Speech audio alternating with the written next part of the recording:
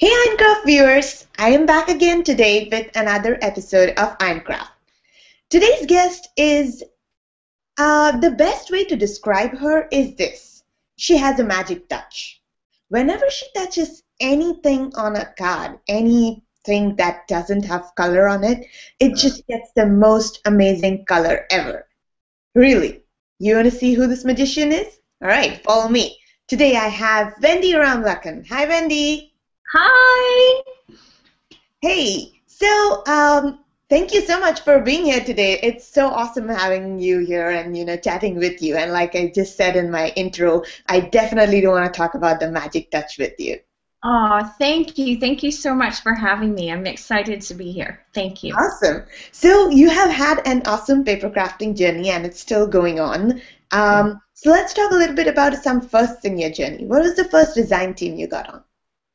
The first design team I ever got on was Two Cute Stamps, which was very appropriate for me. They were a brand new company, and they had a small team, and they only had 2 or 3 images, but I just thought their stuff was too cute. So I had been buying some of their things, and one thing led to another, and that was my very first design team. Very nice. And was that coloring stamps as well? Is that when you started coloring? Yes, yes. The funny thing is that from the very beginning of my hobby and paper crafting career and just being a hobbyist, one thing I never liked doing was stamping. Oh. Never liked it. I had been invited to all those Stamping Up parties, and I would just sit there so bored, and I thought, well, this is all very pretty, but this isn't for me. And I loved the paper, and I loved the cards, but I just didn't understand what you were going to do with a stamp. But once I saw that there are images that you can color, then that changed everything for me. So that is what drove my passion, was the coloring. Very nice. And then did you directly start on with Copics, or were there other colors you tried before?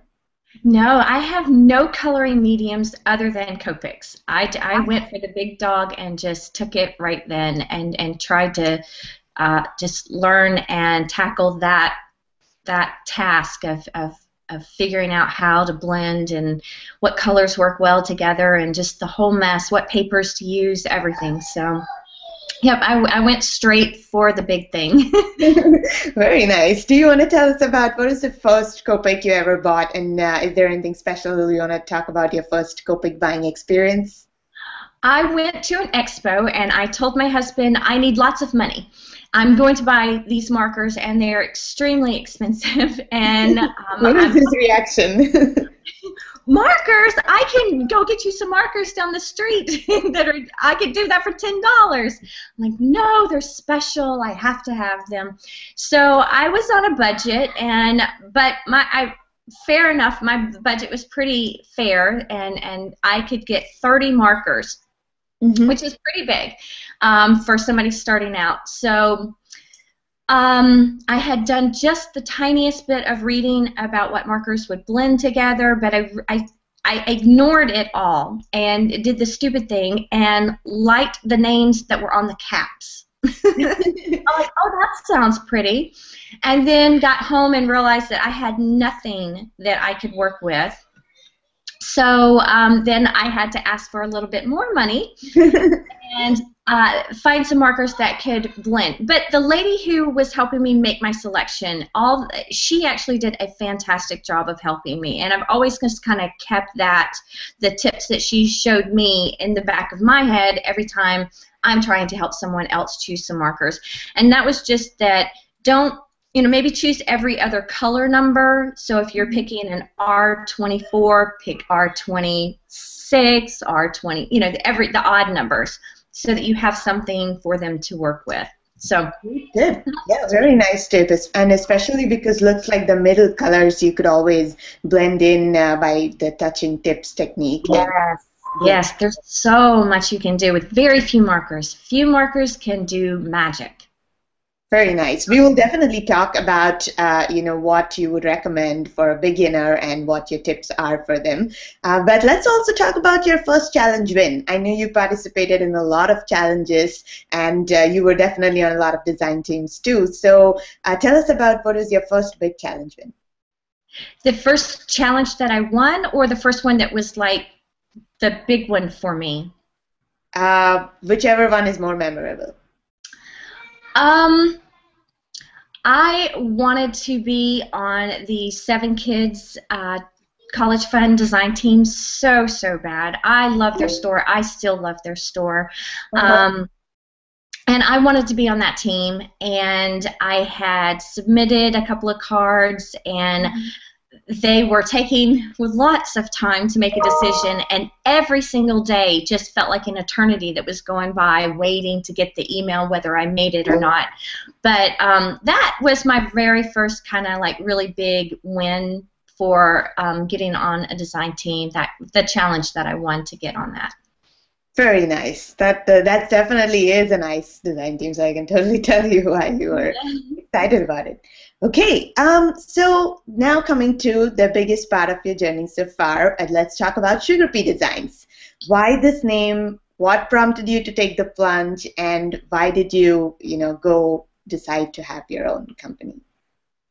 Okay, it's a little bit of a story, so I'll try and make it short and sweet. Oh no, we like long stories. Go for it. Okay. Well, Sugar Pea, that is my daughter's nickname. She just turned 6, but it seemed like the minute that she was born, I don't know, I just called her that. I didn't call her Sweet Pea. I didn't call her, those normal nicknames. I just called her Sugar Pea. And I made up like this little rhyme to her name and used Sugar Pea in it, and it just became a thing. I called her Sugar Pea constantly. And so I got into all of this madness of the stamping world and card making actually because of her. I was wanting to make her birthday invitations for her very first birthday, and that's how I discovered stamps that you could color. So and Copic and that whole world just opened up to me. Color in for all of the birthday invitations then? I did not. I did not for that. I wanted her to have a cupcake themed party, and I wasn't looking, but that is what introduced me. I was just doing a Google search, and I stumbled upon Split Coast, and I just was like, I just sat there amazed looking at all these gorgeous creations that were colored. I thought that people had ripped them out of children's books or something. They were just so perfect, and I was like reading every little detail that I could. What did they do to make that? And I could hardly believe that people actually could color that, and they weren't Disney illustrators or something. And so that's what I've always loved to color. Ever since I was a little girl, when I was sick, I would sit in the bed and color with my crayons. And even I remember being a teenager and being on the phone with my friends, and I would just be coloring in a coloring book. It was just fun for me. So I've always loved to color. And so when I saw you can color stamps, that changed everything for me. But Sugar Pea, when I decided I wanted to get into this world and enter challenges and show my work off, and that meant getting a blog, and that felt like the strangest thing in the world to me. And I knew I was talking to no one because no one even knew me. We're all looking.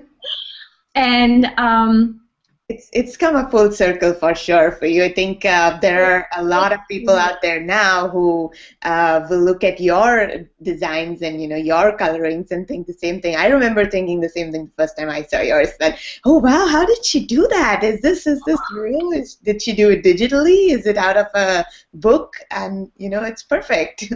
Oh, thank you.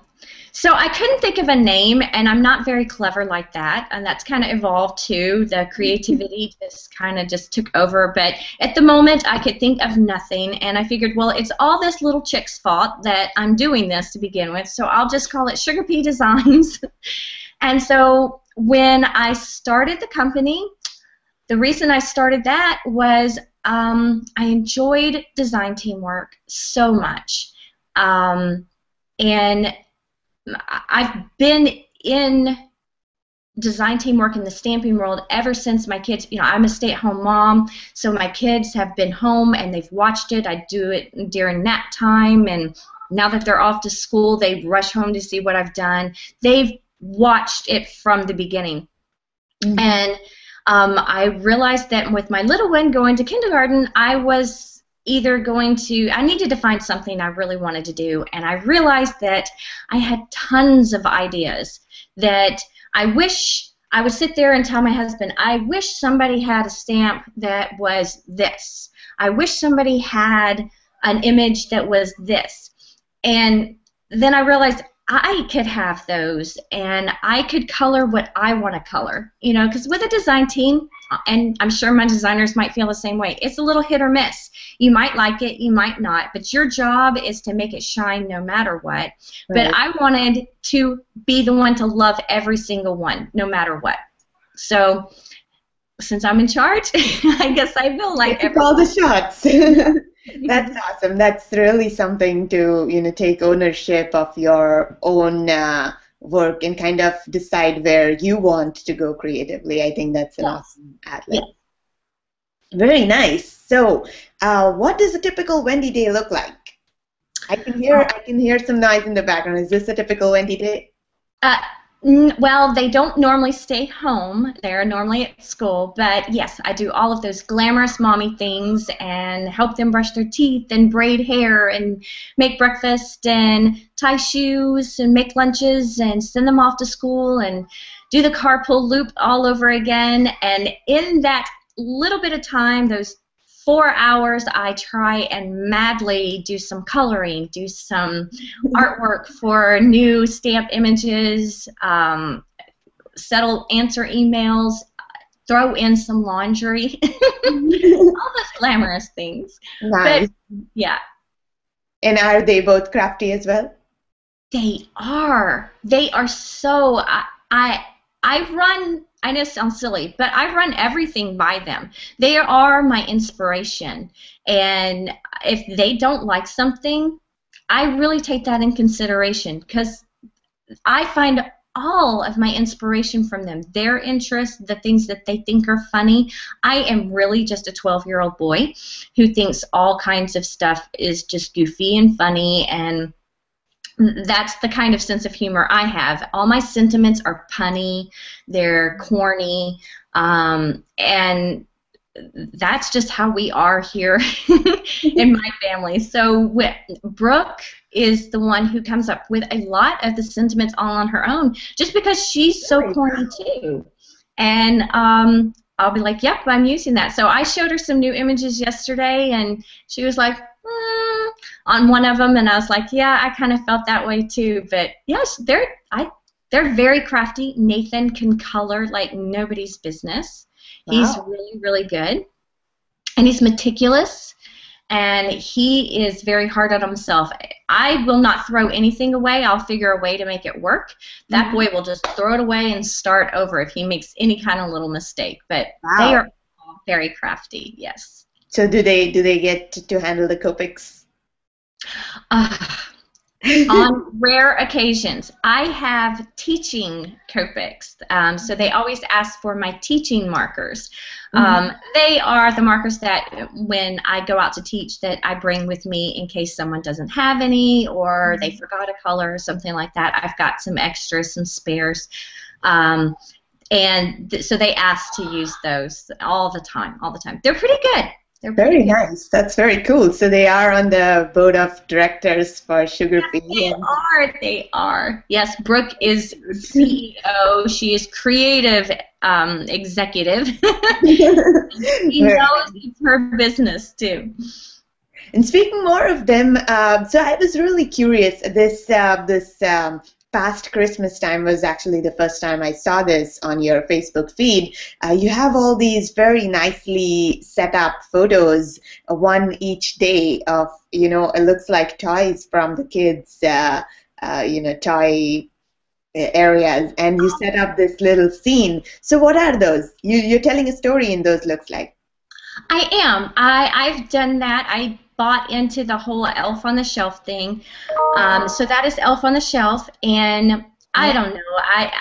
Some days I really regret that I ever decided, because it can be a little time consuming, but I make my other helper, which is my husband. We actually seriously brainstorm about a month before Christmas and come up with some ideas that will not take a lot of time, because believe it or not, even though this has become a thing, I will forget every night.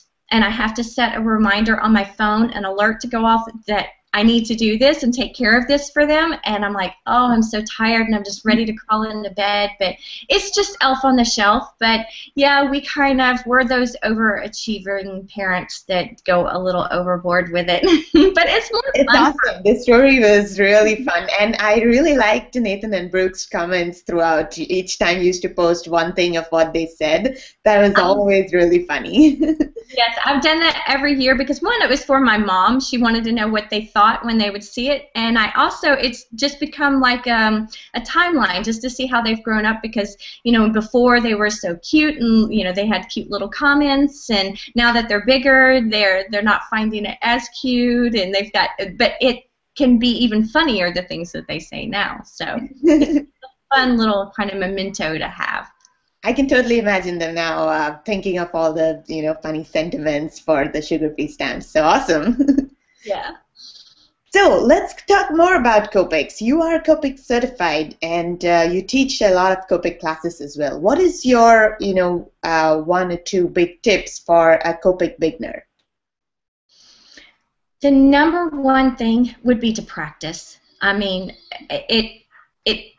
nothing can get better without any practice, and you're not going to see the results that you have in your mind when you're looking at someone else's work if you are not putting the effort in.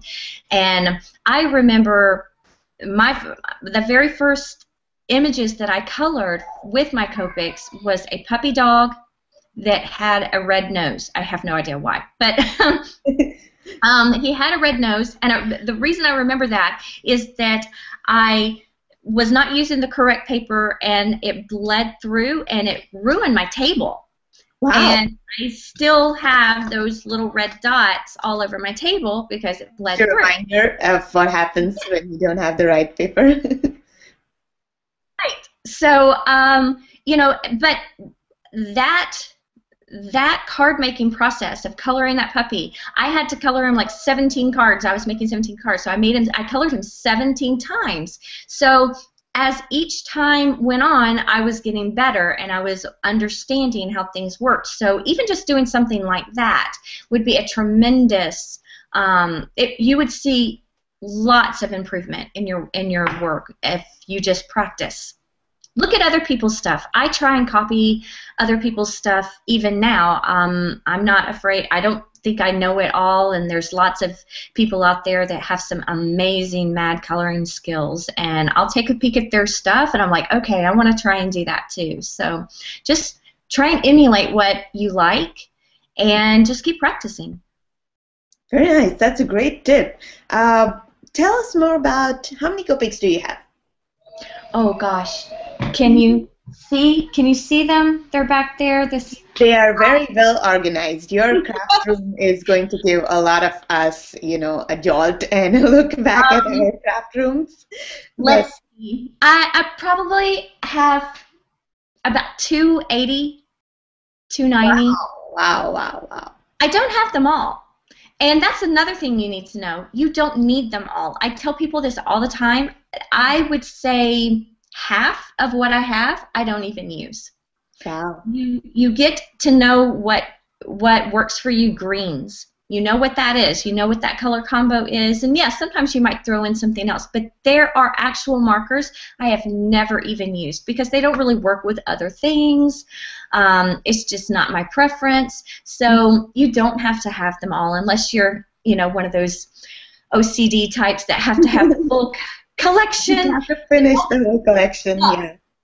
I think I saw an advice, and I believe you were on the thread on Splitco Stampers, or one of the places where someone mentioned you should figure out what you like to color And that's a great way to start with, as in, say, maybe I like to color animals, which means I need to start with a certain set of colors, or maybe I like to color flowers, which is a whole different set of colors. It truly is. It will make a huge difference. Just finding out what you like, what your interests are. There are people, I go to classes and I love to color animals, I love to color people, but they want me to teach them how to color flowers. Mm-hmm. I don't color flowers. I don't want to color flowers. I can, but I don't want to. But, that is their thing. So I could help them, show them how to use a lot of purples and a lot of pinks and, yellows. But, if you're going to color people, and which I always think is a great place to start. You can just learn so much about Copics just trying that medium out with those kind of images. And you really only need browns. You only need the earth tone, because you can do your skin tone, you can do your hair, you can do clothes, you can do everything monochromatic. I love doing monochromatic too. So I would always just suggest start with some browns. Brown puppies, brown little kitties, brown. Nice tip. That's really good, because I know it's when I was a beginner, it was really overwhelming. Like, there are so many out there. What do I buy? And what if I buy the wrong thing? Now I'm like, I've spent all these dollars and a lot of money, and it's precious. I mean, these are precious items, and you don't want them to just sit there gathering dust. Now, in the back, where you can see where I have the markers, there are 2 slots that are completely filled up. There is one color family that I have every one, and that is the earth tones. That's the browns. And you know what? Those I use every one of them. You can color red with brown. That's how I do red hair. So that, if you want to start somewhere, I always suggest with the browns. And it sounds boring. It sounds so boring, and somebody wants to throw in some purple and something else and make more colors, and I understand that, but you're going to really get more bang for your buck if you start with the earth tone colors. That's a very, very concrete. All right, so this interview is incomplete without a rapid fire round, and that is what we are going to do right now. Are you ready? Okay. Okay, favorite home-cooked meal? Oh, roti. Oh, wow. Do you make it? I do. I'm very good at it, yes. My husband is Indian Guyanese, and he taught me, and I'm actually really, really good at it, yes. Wow, very nice. Do you actually, like, roll it out and make I roll it out and fry it. Yep, I do it all. Awesome. That's really awesome. I know how difficult that is. When I used to start making it, take like a large plate, put it on top, and make the circle. I never got a perfect one. But that's really cool. Yeah. All right. Favorite color? Green. Wow. Not brown? I'm surprised. No. Nice. Name 3 items you always carry in your purse. Chapstick. Okay. My cell phone. And my sunglasses. I'm in Florida. Wow. You need that. Requirement. Not here. Okay. Describe your style in 3 words. Simple.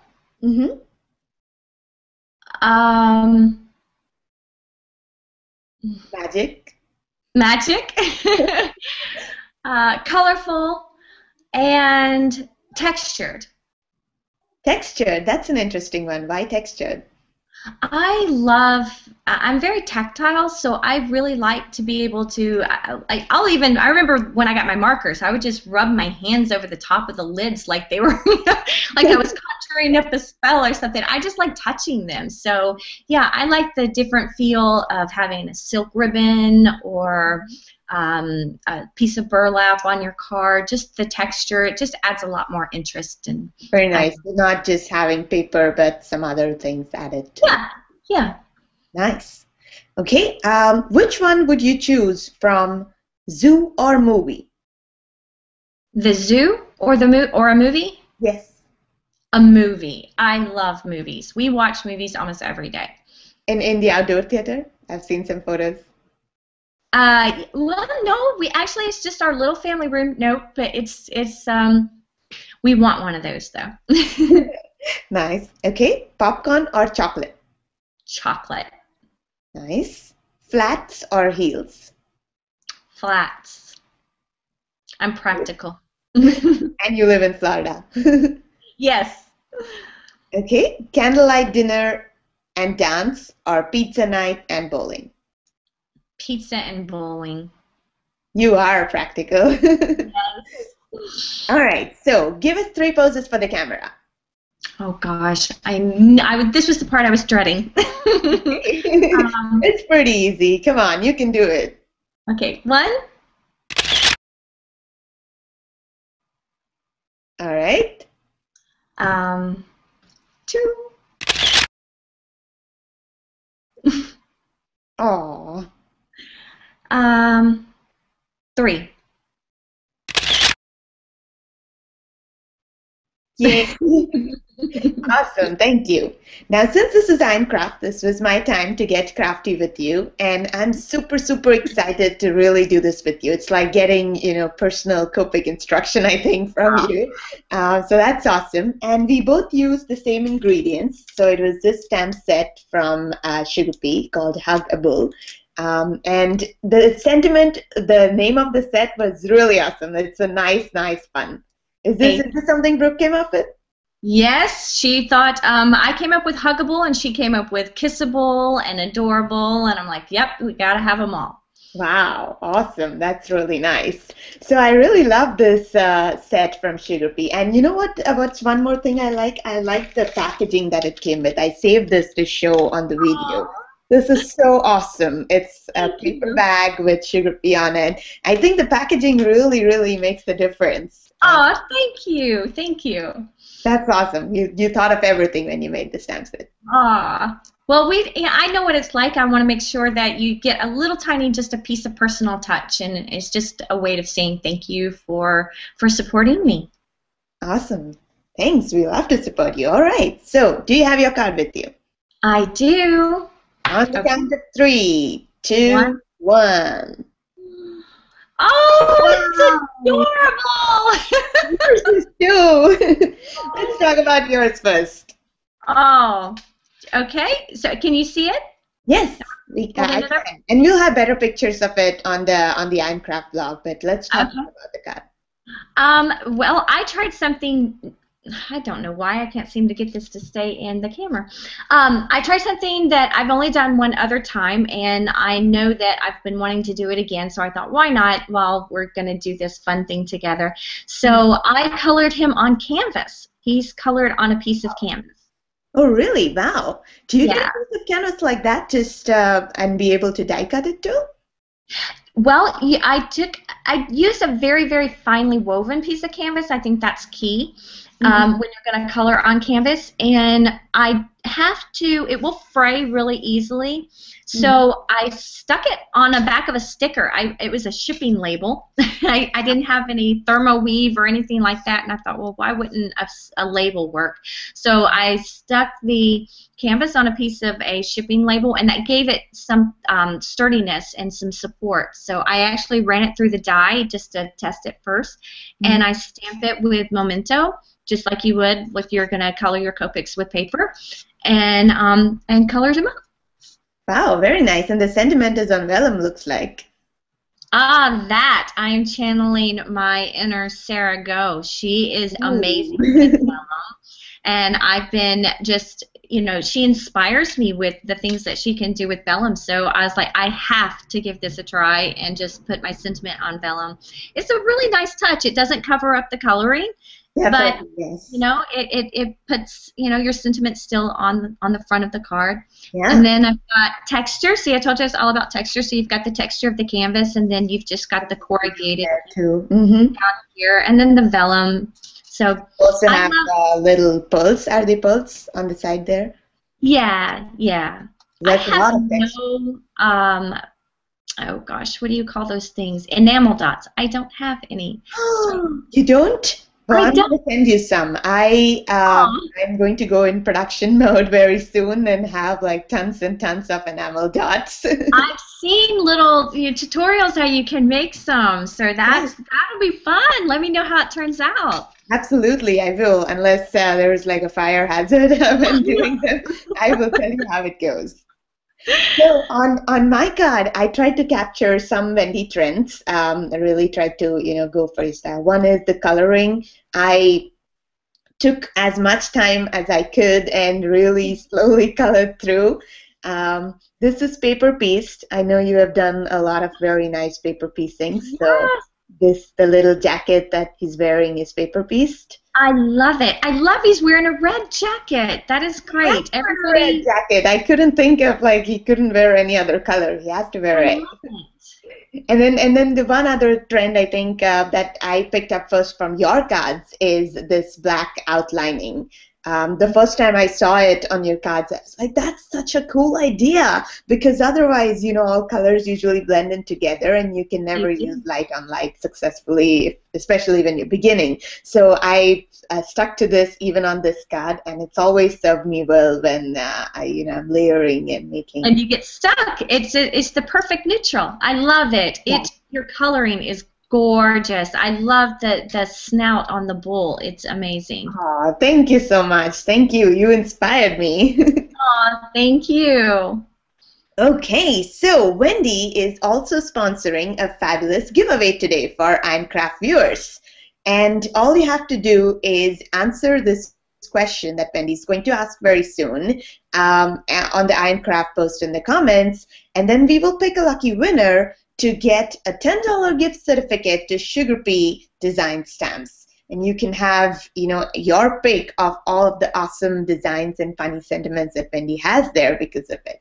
So, Wendy, what is the question? So, Sugar Pea Science is all about punny and corny and sweet little sentiments. So, what are some of your favorite punny sentiments that you like to use? Awesome. So that's a great question. Thank you, Wendy. And as I said before, Ironcraft viewers, all you have to do is go to the Ironcraft post, answer it in the comments, and we will pick a lucky winner. Wendy and I look forward to looking up your funny sentiments. Thank you so much for watching the video. And thank you, Wendy, for joining us today for Ironcraft. Thank you. Thank you for having me. Thanks. See ya. Yay. Bye-bye.